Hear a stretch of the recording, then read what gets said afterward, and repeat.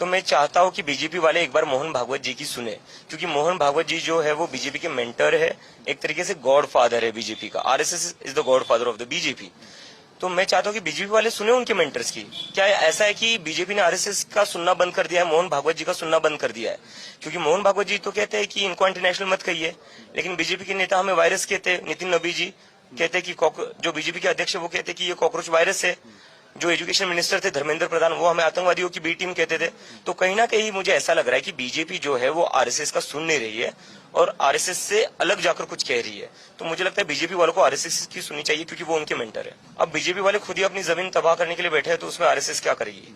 उनको तो सुननी चाहिए कि मत कहो जेनजी यूथ को। क्यों बात कर रहे हैं वो अपने जेनजी को? ये मत कहो आपकी वो एंटी नेशनल है। जेनजी को मत कहो आपकी वो देश विरोधी है। वो क्या कर रहे हैं? वो अपने एजुकेशन के लिए प्रोटेस्ट कर रहे थे, वो अपने हकों के लिए प्रोटेस्ट कर रहे थे। तो उसके लिए कैसे आप किसी को आतंकवादी या एंटी नेशनल कह सकते हो? और मुझे लगता है कि डेमोक्रेसी में सरकार को जनता का डर होना चाहिए।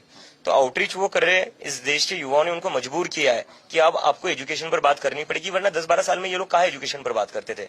और मैं चाहता हूँ कि इस बार नरेंद्र मोदी जो है हमारे प्राइम मिनिस्टर, वो हर साल इंडिपेंडेंस डे को लाल किले से भाषण करते हैं। इस बार का जो उनका भाषण है वो देश के युवाओं के लिए हो, देश की जेनजी के लिए हो, और वो बताए कि एजुकेशन पर उन्होंने जेनजी के लिए क्या क्या किया है। वो बताए कि देश के युवाओं के लिए वो बेरोजगारी पर क्या काम करे, कैसे बेरोजगारी कम करेंगे।